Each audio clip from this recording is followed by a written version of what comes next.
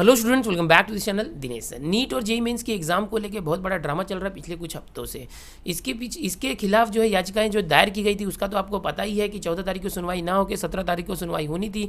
लेकिन ये जो याचिका पेश की गई थी उसको ये कहकर डिसमिस कर दिया गया कि कोरोना काल में भी ज़िंदगी चलते रहनी चाहिए, एग्ज़ाम चलते रहना चाहिए, हमें रुकना नहीं है।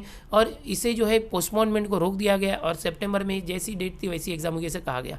लेकिन बहुत सारे जो राज्यों के अंदर बाढ़ आई हुई है, परिस्थितियाँ नहीं है और बच्चों का ये तकलीफ है कि हम सेंटर तक कैसे पहुंचेंगे। तो इस वजह से जो कल के दिन में हैशटैग पोस्टपोन जेईई नीट सेप्ट करके ये जो टैग था वो ट्रेंडिंग पे चला गया। बहुत से लोगों ने, जो यूट्यूबर्स है, सेलिब्रिटीज़ है, उन लोगों ने भी इस मुद्दे को उठाया। और बाद में बीजेपी के जो एक लीडर हैं राज्यसभा के एमपी सुब्रमण्यम स्वामी जी, इन्होंने भी इस मुद्दे को उठाया और ट्विटर पर ट्वीट करके बताया कि मैंने एचआरडी मिनिस्टर रमेश पोखरियाल निशंक जी से बात कर ली है और मैं प्रधानमंत्री मोदी जी को अर्जेंट लेटर भेज रहा हूँ ताकि ये जो एग्ज़ाम से दिवाली के बाद ली जाए। तो बच्चों में एक उम्मीद जगी थी कि यस, हो सकता है कि ये जो एग्ज़ाम्स है वो पोस्टपोन कर दी जाए। लेकिन इसके बाद आपको बताना चाहूँगा कि रात को मैंने एक वीडियो भी दिया था कल रात को कि ट्विटर हैंडल पर पोस्टपोन जेईई नीट को लेके एनटीए के जरिए एक नोटिफिकेशन जारी किया गया, प्रेस रिलीज 21 अगस्त की रात को। और ये बिल्कुल ब्लर भी दिख रहा था, आपने मेरी वीडियो में देखा होगा, कल रात को भी मैंने लाइव किया था। और यहाँ पर बहुत सारी स्पेलिंग एरर भी थी। तो यहाँ से क्या हो गया कि बच्चों का जो ये कैंपेन था उसमें थोड़ा सा ऐसा निराशा आ गई कि अब इन्होंने बोल दिया है तो एग्ज़ाम जो है पोस्टपोन्ड नहीं होगी।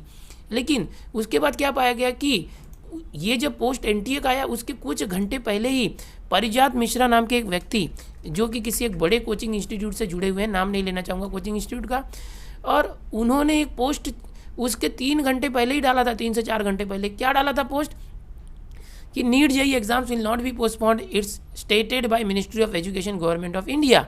और ये जो पोस्ट है इसका जो प्रारूप देखोगे, ये देखोगे तो अभी मैंने जो आपको एनटीए का जो सर्कुलर दिखाया, प्रेस रिलीज दिखाया, उससे बिल्कुल मैच होता है। सब कुछ वही है, बिल्कुल मैच होता हुआ दिख रहा है, यहाँ पर सब कुछ सेम दिखेगा। तो इससे क्या पता चलता है कि ये जो पारिजात मिश्रा जी हैं इनके पास ये नोटिफिकेशन आया कैसे। जो ऑफिशियल नोटिफिकेशन जारी हुआ एनटीए के वेबसाइट पर या एनटीए के ट्विटर के जरिए, वो आपके पास पहले कैसे पहुंचा और एनटीए ने उसको बाद में कैसे जारी किया। तो इसमें कुछ अलग अलग संभावनाएं हो सकती है।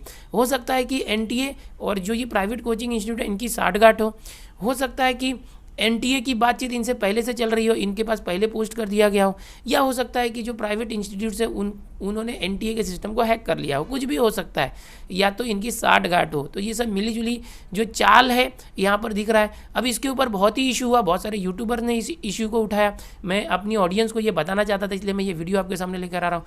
आखिर में चल के हुआ क्या, जब मैंने अभी इसको आज फेसबुक के जरिए कोशिश की, गूगल पर जाकर पारिजात मिश्रा का जो ये पोस्ट था वो देखने की कि क्या ये पोस्ट अभी भी है, तो मैंने फेसबुक पर पाया कि this content isn't available right now.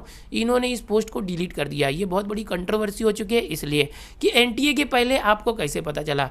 या तो आप लोगों का जो है ये मिला जुला जो है चाल हो सकता है, या आप उनको चला रहे हो एनटीए को, आप इनको सूचनाएं दे रहे हो कि आप ऐसे करो वैसे करो। बहुत से लोग तो इतना भी बोल रहे हैं कि इन्होंने पैसे खिलाए हैं।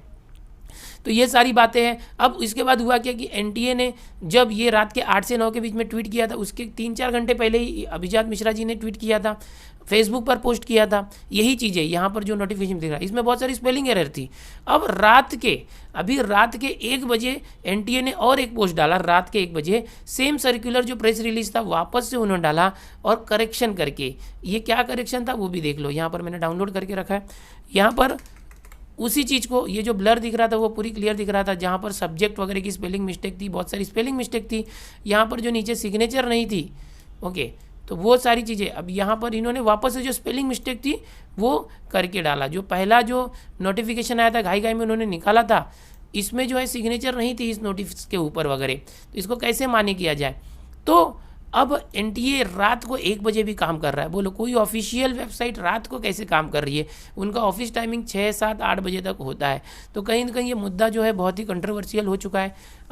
अब इसमें ऐसा कहा जा रहा है कि जो एनटीए ऑफिशियल जो एजेंसी है, नेशनल टेस्टिंग एजेंसी, जिसको सेंट्रल गवर्नमेंट ने बनाया था बच्चों के एग्जाम्स लेने के लिए, कि क्या इसको कोई और कंट्रोल कर रहा है, क्या इसका रिमोट किसी और के पास है। अब देखते हैं क्या है। मैं बच्चों से यही अपील करना चाहूँगा कि मैं पहले से बोल रहा हूँ आपको कि एग्ज़ाम्स होगी। मैंने 14 तारीख को जब सुप्रीम कोर्ट में सुनवाई होनी थी और हुई नहीं, तभी भी आपको बोला था बच्चों एग्ज़ाम के पोस्टपोन के पीछे मत पड़ो। ये मैं आपको इसलिए बता रहा हूँ, बहुत से बच्चे बोलेंगे सर आप ये सब क्यों बता रहे हो, कि जो तथ्य है वो आपके सामने आना जरूरी है, तथ्यों को आपके सामने लाना जरूरी है। और इस चैनल पर मैं लगातार खबर दे रहा हूँ, मेरी जिम्मेदारी बनती है कि मैं सारी चीज़ें आपके सामने लाऊं। आप अपनी पढ़ाई करते रहो, एग्ज़ाम्स का जो शेड्यूल है उस शेड्यूल पर एग्ज़ाम होना है।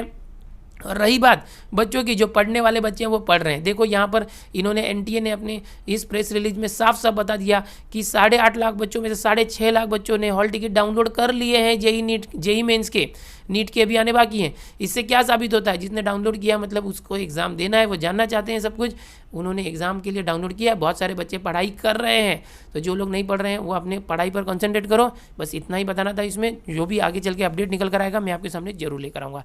मिलते हैं नई वीडियो में नई जानकारी के साथ।